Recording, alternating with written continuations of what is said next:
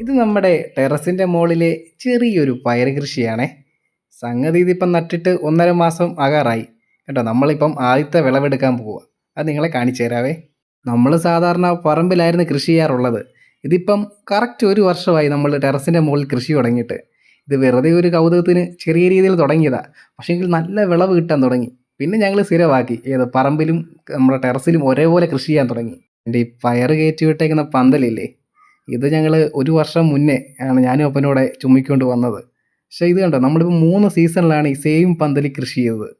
അതുകൊണ്ട് ഈ കമ്പ് കൊണ്ടുള്ള പന്തൽ പരിപാടിയൊക്കെ ഇച്ചിരി കഷ്ടപ്പാടാണേലും പക്ഷെ നമുക്ക് കൃഷി നല്ല ലാഭമായിരുന്നു കേട്ടോ. ഇതിനിയും ലാസ്റ്റ് ചെയ്യത്തില്ല. 3ാമത്തെ സീസണാണിത്. 1 വർഷമായില്ലേ. ഇത് പൊടിഞ്ഞു പോകത്തേ ഉള്ളൂ. ഇത് കഴിഞ്ഞ് നമ്മൾ എന്തായാലും ഇതെടുത്ത് അടുപ്പ് കത്തിക്കാനും ഒക്കെ ഉപയോഗിക്കും ഇത്. പിന്നെ കൃഷി ചെയ്യാൻ ഭൂമിയില്ലെന്നോർത്ത് ആരും വിഷമിക്കുകയൊന്നും വേണ്ട കേട്ടോ. നമ്മുടെ ടെറസിൻ്റെ മുകളിൽ നമുക്ക് ദണ്ട് ഇതുപോലെ എല്ലാം സെറ്റ് ചെയ്തെടുക്കാവുന്നേ ഉള്ളൂ. പിന്നെ ഞാൻ ദണ്ട് ഉപയോഗിച്ച ഗ്രോ ബാഗ് കണ്ടോ, ഇത് വലിയ മുതൽ മുടക്ക് വരുന്ന കേസൊന്നും അല്ല. ഈ ഗ്രോ ബാഗൊക്കെ ഞാൻ 18 രൂപയ്ക്കാണ് മേടിച്ചത്. ഇപ്പം 16ൻ്റെ ഉണ്ട്, 18ൻ്റെ ഉണ്ട്, 22ൻ്റെ ഉണ്ട്. അത്രയും പൈസ ഇല്ലെങ്കിൽ 12 രൂപയുടെ ഗ്രോ ബാഗുണ്ട്. പക്ഷെ അത് ചെറിയതായിരിക്കും കേട്ടോ. ഇപ്പം 18ൻ്റെയോ അല്ലെങ്കിൽ 22 രൂപയുടെ മേടിക്കുന്നതായിരിക്കും കുറച്ചുകൂടെ നല്ലത്. പിന്നെ 22ൻ്റെ ആകുമ്പോൾ നമുക്ക് കുറച്ചുകൂടെ മണ്ണിടാം, ഇച്ചിരി കൂടെ വളമിട്ട് കൊടുക്കാം, കരിയിലേക്ക് കുറച്ച് ഏറെ കയറും. അപ്പം നിങ്ങൾക്ക് ഏതാ ബഡ്ജറ്റ് എന്ന് വെച്ചാൽ അതിനനുസരിച്ച് മേടിക്കാം. പിന്നെ ടെറസിൻ്റെ മുകളിൽ ഇന്നത് കൃഷി ചെയ്യാവുന്നൊന്നുമില്ല. നമുക്ക് എന്തും കൃഷി ചെയ്തെടുക്കാം. ഞാൻ പറഞ്ഞില്ല, ഞങ്ങൾ കഴിഞ്ഞ സീസണിലാണ് ഞങ്ങൾ തണ്ണിമത്തൻ വരെ കൃഷി ചെയ്തായിരുന്നു. നല്ല വിളവ് കിട്ടുകയും ചെയ്തു. പിന്നെ ഈ പയർ കൃഷി ചെയ്യുന്നവർ ഫേസ് ചെയ്യുന്നൊരു പ്രധാന പ്രോബ്ലമാണ് ഈ പുഴുശല്യം. ഭയങ്കര ശല്യമായിരിക്കും. നമുക്കിതിനെ മരുന്നടിക്കാതെ നമുക്കിതിനെ കൺട്രോൾ ചെയ്യാനേ പറ്റത്തില്ല. കണ്ടോ, ഓടക്കുഴലിൻ്റെ പോലെ കുത്തി വെച്ചേക്കുന്ന കണ്ടില്ലേ. പിന്നെ അതേണ്ട ഈ ഉറുമ്പ് വന്ന് കുറേ പുഴുവിനെയൊക്കെ പിടിച്ച് തിന്നുന്ന കാണാം മിക്കപ്പോഴും. ഇതേണ്ട ഈ ഓട്ടകൾ കണ്ടോ, അതിനകത്തൂടെ സൂക്ഷിച്ച് നോക്കി അങ്ങ് പുഴുവിനെ കാണാൻ പറ്റും. അതേണ്ട ഇതൊരു പുഴുവാണ് കണ്ടോ, ഈ പച്ച കളറിലെ. നമുക്ക് പെട്ടെന്ന് ഇതിനെ കണ്ടുപിടിക്കാൻ പാടാ, കാരണം കളർ സെയിം ആയതുകൊണ്ട്. നമ്മൾ സൂക്ഷിച്ച് നോക്കിയാൽ കണ്ടോ ഈ മൂവ്മെൻറ്റ് കാണാൻ പറ്റും. അതേണ്ട ഇതാണ് ഇതിനകത്തെ പുഴു. നമ്മളിവിടെ അങ്ങനെ കീടനാശിനി ഒന്നും ഉപയോഗിക്കാറില്ല. പിന്നെ ബിവേറി ഉപയോഗിക്കും. ബിവേറിയാണ് സത്യം പറഞ്ഞാൽ പയർ കൃഷിക്ക് ഏറ്റവും ബെസ്റ്റ്. നമുക്കങ്ങനെ ദോഷം ഉണ്ടാക്കുന്നൊന്നും അല്ല അത്. കാരണം ബിവേറി അടിച്ചാൽ നമുക്ക് ഒരു വിധത്തിൽ ഇവനെ കൺട്രോൾ ചെയ്യാൻ പറ്റും. ഓരോ ആഴ്ചയിൽ നമ്മൾ ബിവേറി അടിക്കും. പിന്നെ വേപ്പെണ്ണയും സോപ്പ് മിശ്രിതത്തോടെ നമ്മൾ ഇടയ്ക്ക് തളിച്ചു കൊടുക്കാറുണ്ട്.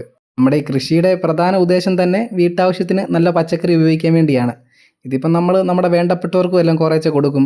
പിന്നെ ബാക്കി ഉണ്ടെങ്കിൽ മാത്രം നമ്മൾ കടയിൽ കൊണ്ടു കൊടുക്കും.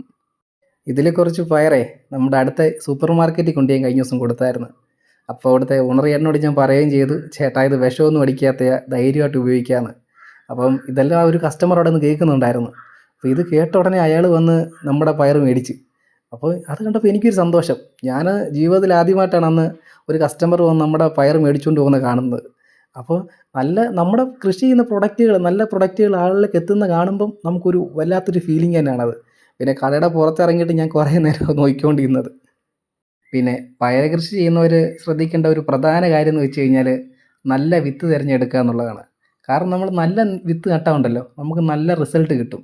നമ്മളിവിടെ നാംദാരിയുടെ പയർ വിത്തായിരുന്നു ഉപയോഗിച്ചത്. കാരണം നമ്മൾ കുറേ ട്രൈ ചെയ്ത് നോക്കിയെങ്കിലും നാംദാരിയുടെ നമുക്ക് കുറച്ചുകൂടെ നല്ല റിസൾട്ട് കിട്ടി. കാരണം ഇവിടുത്തെ ക്ലൈമറ്റിൻ്റെ ആണോ എന്ന് അറിയില്ല. നാംദാരി ആയിരുന്നു ഞങ്ങൾക്ക് ഏറ്റവും നല്ല റിസൾട്ട് കിട്ടിയത്. പിന്നെ നാംദാരിയുടെ പ്രത്യേകത എന്ന് വെച്ച് കഴിഞ്ഞാൽ ഇത് കണ്ടോ, നമ്മുടെ ഇലയൊക്കെ കുറവായിരിക്കും.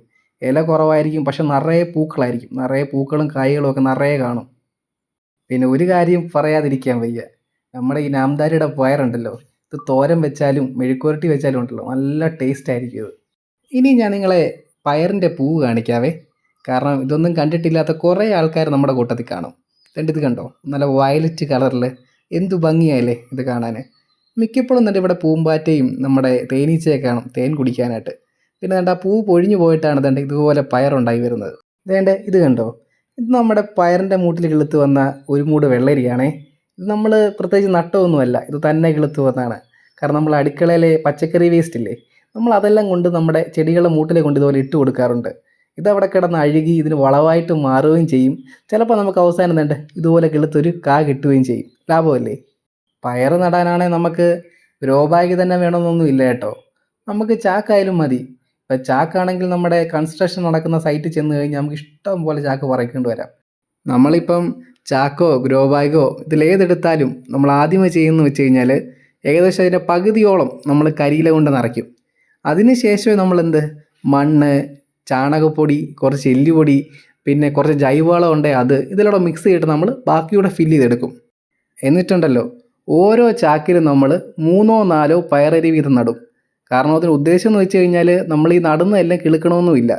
പിന്നെയെന്ന് വെച്ച് കഴിഞ്ഞാൽ ചിലത് നല്ല ശക്തിയിൽ വരും, പിന്നെ ചിലത് ശക്തി ഇല്ലാതെയും വരും. നമ്മൾ ശക്തിയിൽ എളുക്കാത്ത നമ്മൾ പറിച്ച് കളയുവാണെങ്കിൽ പതിവുള്ളത് ഒരു മൂട്ടിൽ നമ്മൾ 2 എണ്ണം വെച്ച് നിർത്തും.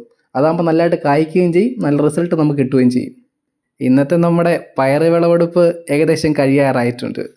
ഇതേണ്ട ഞാൻ കാണിച്ചു തരാവേ. നമുക്ക് ഇത്രയും പയറാണ് ഇന്ന് കിട്ടിയേക്കുന്നത്. ഇതേണ്ട ഇതെല്ലാം നല്ല ഇളം പരുവായിട്ടുള്ള പയറാണേ. ഒന്ന് മടക്കി നോക്കിയാൽ തന്നെ ഇത് ഒടിഞ്ഞു പോകും. ഇത് ഈ മനുഷ്യനെ കൊണ്ട് ഞാൻ കുറേ തവണ വീഡിയോ റീടേക്ക് എടുപ്പിച്ച് അവസാനം ഗതി കെട്ടിട്ട് നീ കൂടുതൽ കളിച്ചാൽ ഞാൻ തോളത്തിട്ട് വേണേൽ പോസ് ചെയ്യുന്നു പറഞ്ഞ് നിൽക്കുകയാണ് ഇപ്പാണിത്. അപ്പം എങ്ങനെയാ ഇനിയും തൊട്ട് വീടുകളിൽ എല്ലാവരും കൃഷി ചെയ്യുമല്ലേ?